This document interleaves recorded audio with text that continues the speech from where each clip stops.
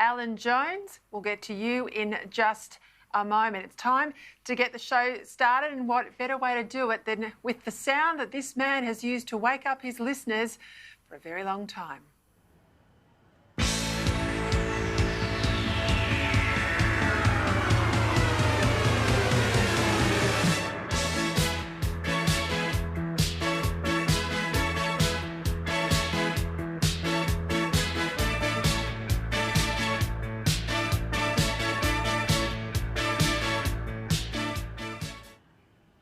Well, I know I am a bit in shock. I think most of Sydney and half the country is, everyone in Canberra, part delighted, part shocked as well.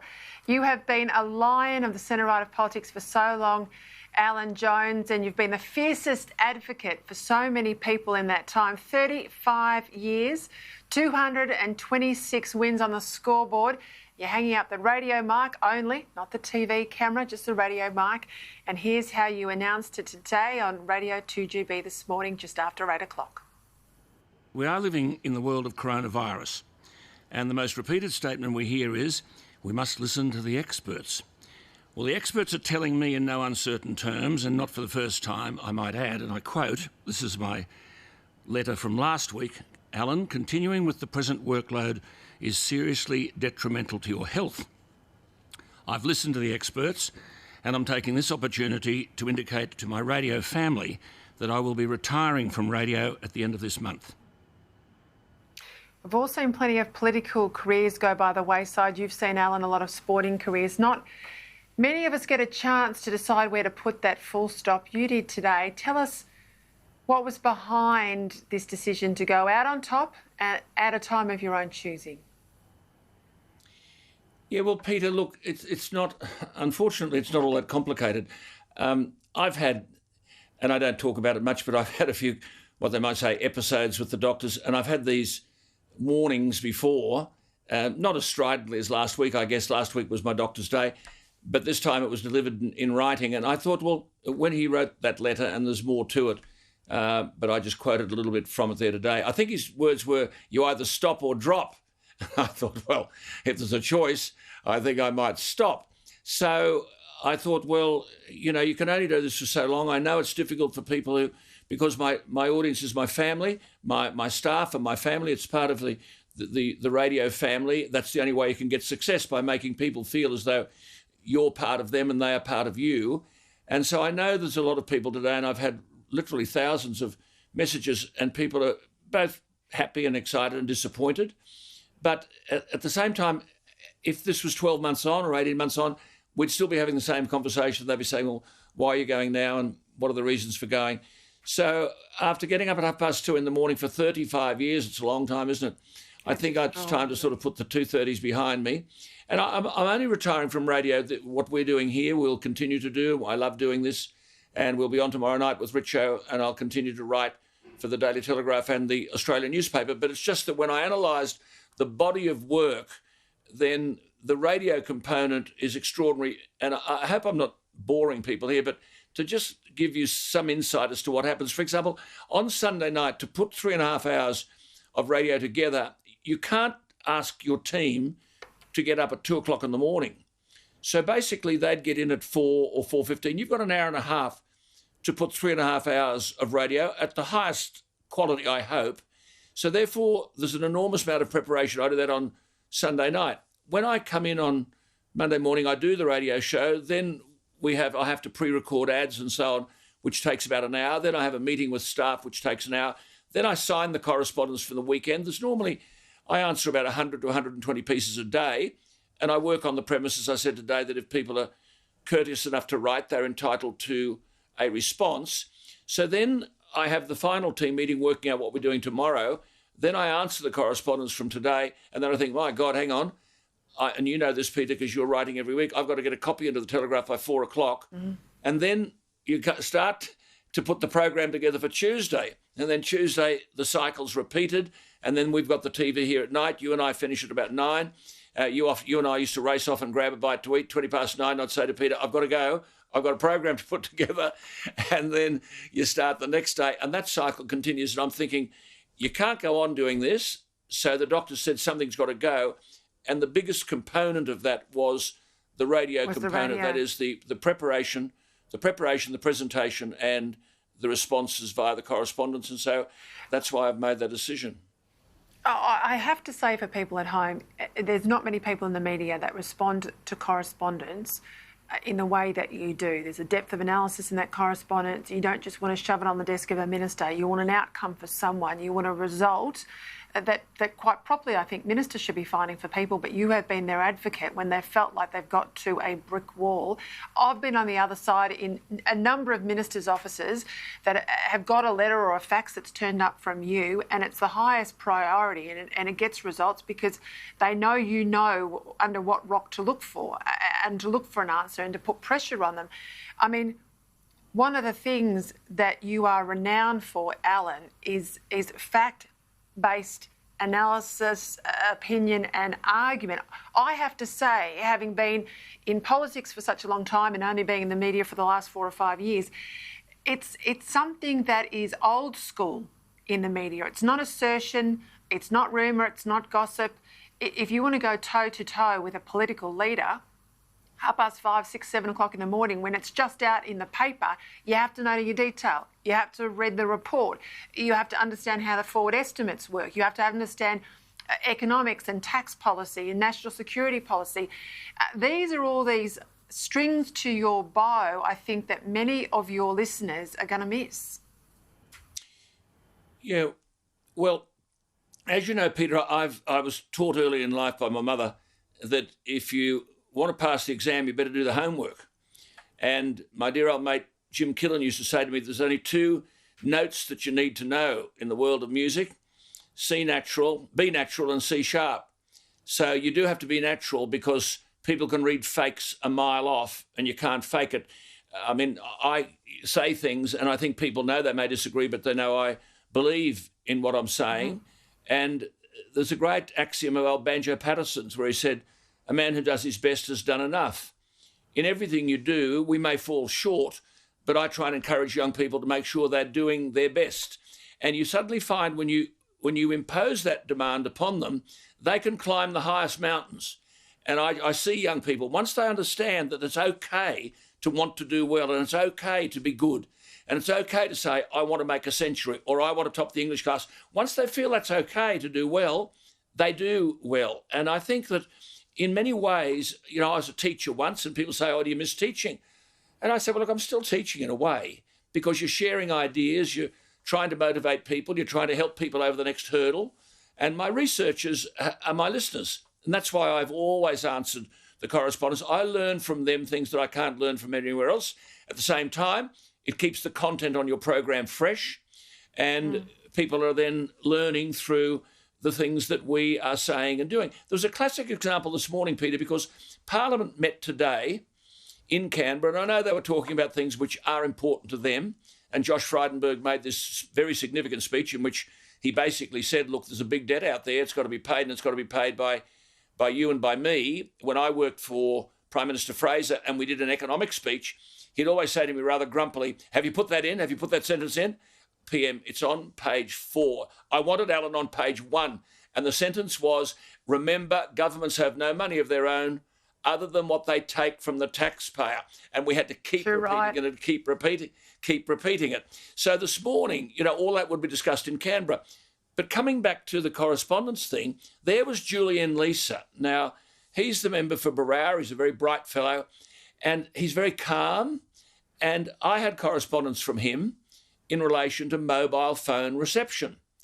Now, suddenly here's an issue which stacks of people in Australia have to address every day. There are people watching us here. They've got a mobile phone. It's 2020 and they can't get through to people. There are farmers who know the way they put their phone in their pocket and go out. They had an accident with the tractor. They want to ring their wife. They can't. There's no phone mobile. And suddenly here's an issue which resonates with everybody. And I said to Julian, well, I'm glad you're angry because I've been angry for years. Now, is something going to happen? And it's that sort of stuff that you get by reading the correspondence that comes to you. And that's an issue to Australians, which was more important, most probably, than many of the things that were being said in Canberra today. I'm going to throw to a package from Chris Smith. He's put together a lovely tribute package to you for your extraordinary career in just a moment. I'm going to park something in the back of your mind. We'll come to it after this package. But I want to know what the 3 or 4 policy areas of unfinished business are for you, Alan Jones, as you leave the mic. I know one of those has long been water. We'll come back to that in just a moment, but we'll have now a look now at Chris Smith's tribute package on behalf of Sky News to your extraordinary radio career. When Alan landed at 2GB, it was John Singleton's greatest coup. The media packed in to see Alan in front of an enemy logo. As program director, I was in awe of this radio monolith, but we were taking a giant risk, hoping his 2UE audience would switch, but not Jones. I'll never forget what he told the staff privately. Together, we will change the balance of power in Australian radio. I think my obligation to this station is to make sure that the product that they bought is the product that I deliver. He delivered on that promise in Survey 1. They switched all right and then some. We had a party to end all parties. He's now racked up 226 number 1 surveys, a feat never achieved in Australian radio and never will again. While radio programmers pick popular topics to content their shows, Alan bravely picks injustices, irrespective of the topic. From the Air Force's contamination of homes in Williamtown. I suggested the government should buy the properties. The government's done nothing but refused to compensate these poor people. This is bastardry at its worst. And his carving up of the New South Wales government over their decision to end greyhound racing. Members of the government that I speak to admit that they were bullied into supporting the legislation to destroy the greyhound industry. He won both of those. He turned small fights into monstrous but victorious battles. Walking off their farms, they need cash now. Just as we gave $1 billion to Indonesia over a tsunami, this is a drought tsunami. And the more he accomplished, the more the haters attacked. But he doesn't ever give them oxygen, as he says, even when old colleagues like John Laws dug the knife in. Alan is just a very, very consummate broadcaster. He puts his mind to it. He works very well. He has an understanding of the people. He likes to take care of the underdog. He does everything right. He's a good broadcaster. When John's wife Carolyn died recently, he was there to offer condolences. I filled in for Alan when he was ill or on leave, and although I sometimes took contrary views to his pet subjects, he never took me to task. He answers every email and letter, has an inspiring loyalty to his staff. My team are unbelievable. They have collectively been with me for approximately 140 years. And he's been able to take that radio success to the viewers of Sky News as well, a role he thankfully plans to continue. But it's a mammoth workload, compounded by his presence at countless charity functions, where I've seen mind-blowing generosity without any fanfare. That hasn't stopped him taking on the greatest challenges, including the Wallabies to the one and only historic Grand Slam in 1984. And then 33 years later, at 77 years of age, that unshakable faith compelled him to return to the field as coach of the Barbarians. He fell just 3 agonising points short of an impossible victory. I don't think there's been a proper appreciation of where Australian rugby is at the moment. We know the administration, you wouldn't sell to a traveller in the street. But that ought to reflect on the players. After 35 years at the top, he's still picking winners. His partnership with breeder and owner John Massara has allowed him to indulge his other passion, horse racing. Apart from a lucrative period breeding champion racehorses, he's had success in several Group 1 races as well. His influence on the result of last year's federal election should not be underestimated. April Fool's Day indeed. Bill Shorten releasing his climate change policy. 45% emissions reduction. This is just a national economic suicide note. The beneficiary of Alan's campaign called in this morning. You've always spoken your mind to everybody, including me, over the years, and we've had 1 or 2 disagreements, but you've always done the right thing by your country, and we're very proud of that. His unending fight for Australian farmers is unsurpassed. My old man would be ashamed of me if I didn't fight. I can't speak for Canberra. Take a break. All those thoughts, I think, echo through your head at the time, and you're trying to say things that make sense, but this stuff's invading you because it never leaves you. Today's decision was never on Alan's radar. If I'm enjoying what I'm doing and someone wants me to continue to do it, I'll do it. Ultimately, his health ended an astonishing radio career, not media barons, nor his detractors, and not those he brought to justice. I guess after 35 years, the full stop has to go in somewhere. I'm immensely grateful for the opportunities I've been given to share ideas, to help people, even to argue with people on behalf of someone else. These are privileges in this industry that should never be taken for granted. It's only a comma, really. Alan Jones remains unstoppable, and the broadcaster I know will not stop fighting for those on Struggle Street. There you go. Wonderful effort there from Chris Smith and an extraordinary life, Alan Jones. I've got a couple of questions, quick fire questions I'm going to throw at you. What are the policy challenges, 3 or 4 of them left, that you think Australia must tackle? OK, that's easy. And my thanks to Chris for that work. Chris, putting that stuff together is not easy. The first, Peter, is obvious. It's the education of our young people. And I feel we've got an education system now which lacks content and discipline. And anything that calls itself education that doesn't have content and discipline is not education. When young people going to school in Sydney or Melbourne don't know why Sydney's called Sydney or Melbourne's called Melbourne, or don't know why Macquarie Street's named Macquarie Street, or at least when you say to them, what are 7/8, and they say 7/8 are, hang on, 56? You know we're betraying people. And now today we're in this environment where even though the Prime Minister said he wants everybody back at school, we've got premiers who are rogue premiers saying no, 1 day a week and face-to-face teaching's denied, and 17-year-olds in their HSC are being betrayed. So education is one. The other thing, Peter, is water. I mean, if we could water the area west of the Great Dividing Range, we could feed Asia. We've got the most wonderful agricultural land, and we're not a dry continent. There's water flowing into the Indian Ocean, the Pacific Ocean, the Gulf of Carpentaria, billions and billions of litres every year unharvested. And we haven't built a dam since 1970. So that's a big issue. And the other, of course, which is a controversial issue which has to be addressed, is this question of immigration. Do we actually have the capacity to be able to accommodate a city the size of Adelaide coming into Australia every year? My answer is no. Others say yes, but that's one of the issues we'll be addressing on this particular show. All right. 2 quick ones before the break. Best politician you've seen, worst politician you've seen. The best policy what? Best politician you've seen and the worst politician you've seen. Yeah, the best politician I've seen is Margaret Thatcher, and the worst politician. But we've had some great ones here too, and a lot of them conservative. Paul Keating, magnificent. Hawke, magnificent. And my own Prime Minister, Malcolm Fraser, very courageous. John Howard, splendid, superb. Costello as a treasurer, outstanding. Scott Morrison doing a wonderful job.